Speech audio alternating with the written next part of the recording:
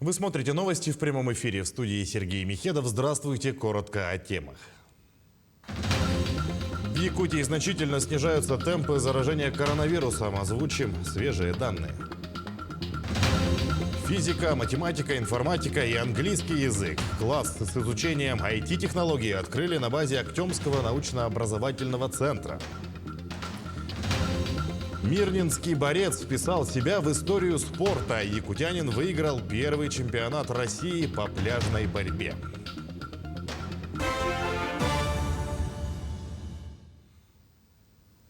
Въезд в Россию из 9 африканских стран и Гонконга запретили полностью. Связано это с распространением штамма коронавируса омикрон. Отменили и существовавшие ранее исключения для владельцев дипломатических паспортов и служебных виз. Распоряжение подписал премьер-министр Михаил Мишустин. Ранее в оперативном штабе объявляли, что въезд в Россию иностранцев, живущих на территории Гонконга и ряда стран Юга Африки, будет ограничен. Мировым эпицентром распространения омикрон штамма является как раз Юг Африки. Наибольшее число инфицированных им выявлено в ЮАР. Новый штамм обнаружен уже в более чем 50 странах. При этом пока не зафиксировано ни одного случая смерти среди заразившихся. Между тем, в Якутии значительно снижаются темпы заражения коронавирусом. За минувшие сутки заболели 238 человек, из них 95 в Якутске. В Алданском и Мирнинском районах по 21 заражению ковидом, в Нерюнгринском районе 20, в Амгинском 12, в Тампонском 11, в Мегино-Кангаласском, Сунтарском и Хангаласском районах по 8 заболевших. Еще в 15 районах от 1 до 6 случаев заболевания. К другим темам. На площадке Корпорации развития Дальнего Востока и Арктики состоялась презентация нефтегазовых проектов в Якутии. По прогнозам, суммарный объем инвестиций в экономику республики от реализации крупнейших нефтегазовых проектов составит 422 миллиарда рублей. На деловой сессии якутских компаний с инвесторами работала наш СОБКОР в Москве. Туяра Константинова. Презентация якутских нефтегазовых проектов собрала в зале «Аншлаг». В центре внимания российских и иностранных инвесторов Западная Якутия и Алданский газовый кластер, где планируется организовать переработку природного газа, в том числе производство СПГ, на внутренний и внешний рынок сбыта. Если говорить о нефти и газе, то мы сегодня имеем показатели за 9 месяцев этого года по объемам добытого газа 9,5 миллиарда. Это в 2 раза больше, чем за тот же период прошлого года. В этом году мы добыли более 13 миллионов тонн нефти. И по итогам года мы ожидаем тоже рекордных показателей за всю историю нефтедобычи.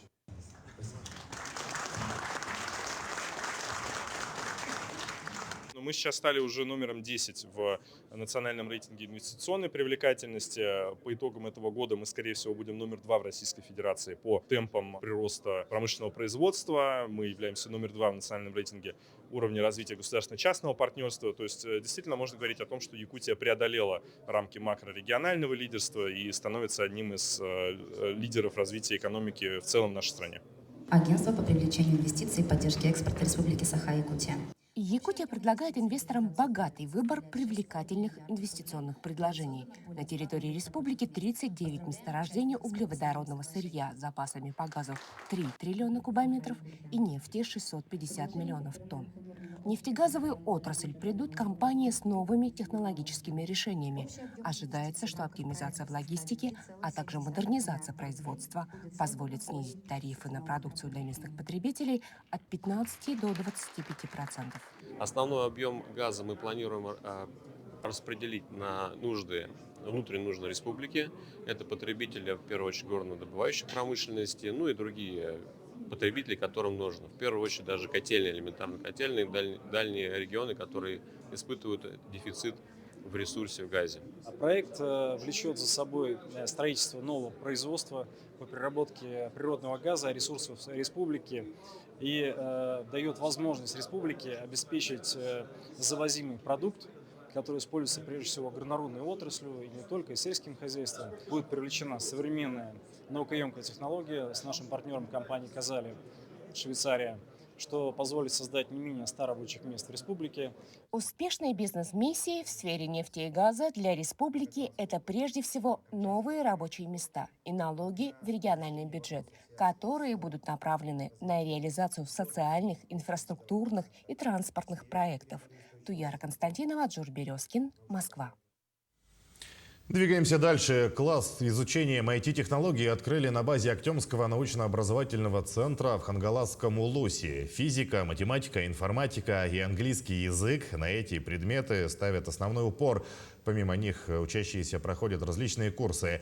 Например, курс «Искусственный интеллект», который ведет дистанционно Эрнесто Санчес, инженер компании Samsung Research. Специализированный класс заработал благодаря поддержке основателя компании «Синет» Арсена Томского и директора Республиканского целевого фонда будущих поколений Владимира Егорова. На средства, выделенные ими, был обустроен кабинет под IT-класс и закуплено оборудование. После окончания 11 класса наши выпускники должны получить корочку, то есть это среднее профессиональное образование. Мы с сентября месяца, в начале этого года тоже с Министерством образования этот вопрос разрабатывали, говорили. И на сегодняшний день у нас есть собственная лицензия, которая разрешает такое делать, и аккредитация. Тогда уже в 11 классе у нас обучающиеся выпускники наши получают специальность, 3 специальности. Это программист, веб-разработчик и инженер, оператор. Беги выпускниктер бит IT классы үйренем битәддәртән 11 класска орта анал юрах корочкатын, оны дипломын ылыктактыр. Үч направлениега программист, веб-разработчик, он оператор. Приближая будущее, на технологическом фестивале «Тымны.нет». Именно так звучит девиз мероприятия, которое открылось сегодня в историческом парке «Россия. Моя история». Данное событие посвящено кружковому движению. Каждый участник сможет найти свой уникальный трек и выстроить свою траекторию развития. Подробно об этом нам расскажет Валерия Наумова. Сейчас она выходит с нами на прямую связь. Валерия, приветствую. Я передаю тебе слово.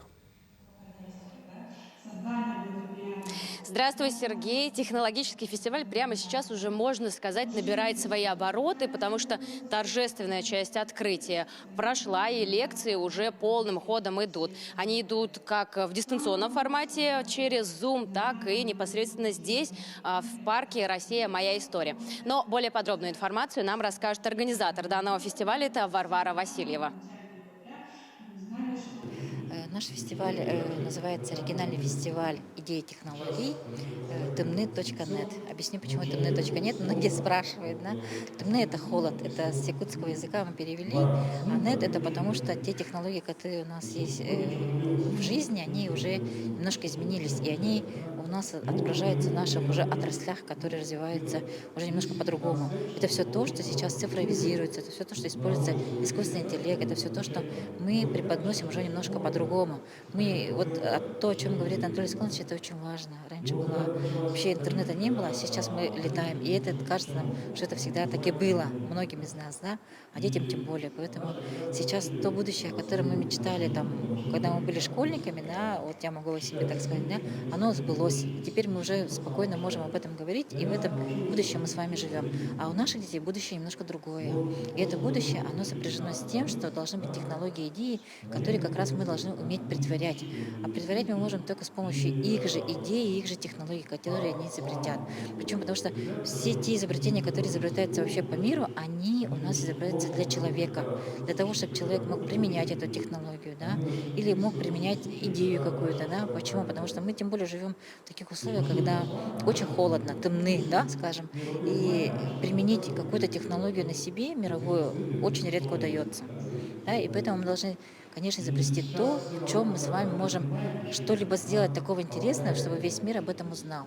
И вот как раз-таки мы вовлекаем детей в эту сферу, чтобы наши кружки, кружковые движения, которые развиваются, в технологических энтузиастов, которые у нас есть, да, у нас была у Анатолия Склоновича тоже мечта, скажем, да, сделать единорога, да, айтишного. Эта мечта у него практически уже сбылась, потому что есть количество детей, критическая масса детей, которые могут это развивать. Хочется отметить, что фестиваль пройдет 2 дня, будет сегодня и завтра. Ну и, как я уже говорила, он в онлайн и в офлайн формате будет проходить. Подключиться может любой желающий, нужно только пройти электронную регистрацию. Всех участников ждут 9 площадок, 7 треков, более 30 бесплатных мастер-классов, 10 инновационных разработок, выставки, перформансы и даже соревнования по киберспорту. Ну а также приятные бонусы для гостей от партнеров фестиваля.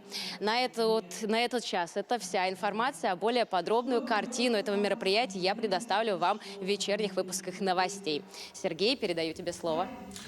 Лера, спасибо. Ну что ж, будем ждать сюжет. Это была Валерия Наумова с информацией о технологическом фестивале ТМН-НЕТ, стартовавшем в Якутске. Далее о спорте. Якутянин выиграл первый в истории чемпионат России по пляжной борьбе. Чемпионом стал Андрей Аронов, уроженец Миронинского района, воспитанник ДЮСШ. В весовой категории свыше 90 килограммов спортсмен не нашел себе равных. В финале встретился с легендой бурятской борьбы Цибиком Максаровым. На последних секундах Аронов вырвал победный балл и вписал себя в историю якутского и российского спорта. Победа далась мне довольно-таки непросто. За эти соревнования я провел 6 встреч. Пляжная борьба похожа очень сильно на нашу национальную борьбу хапсагай. Там и там нельзя падать. И нужно устойчиво стоять на ногах. И думаю, и это мне и помогло. И хочу заодно выразить огромную благодарность Дементьеву Николаю Евгеньевичу, Ерыгину Ивану Владимировичу и Деевой Любовь Михайловне, то, что поддерживает меня на моем спортивном пути. Сейчас Андрей готовится к абсолютному чемпионату России по вольной борьбе. В конце этой недели в Наро-Фоминске встретятся сильнейшие. Борцы выступят в 2 весовых категориях до 97 и 125 килограммов. В последней и поборется якутянин. Тем временем на собрании исполкома Олимпийского комитета России подвели итоги уходящего года, говорили и о проведении летних и зимних спортивных игр «Дети Азии». Президент комиссии Станислав Поздняков посетил стенд, посвященный предстоящим международным соревнованиям, которые пройдут в 2022 году во Владивостоке и в 2023 году в Кемеровской области. Он обсудил ход подготовки к играм с президентом Международного комитета «Дети Азии» Владимиром Максимовым. Глава ОКР подчеркнул, что мультиспортивные форумы позволят молодым атлетам проникнуться олимпийской атмосферой и получить международный опыт.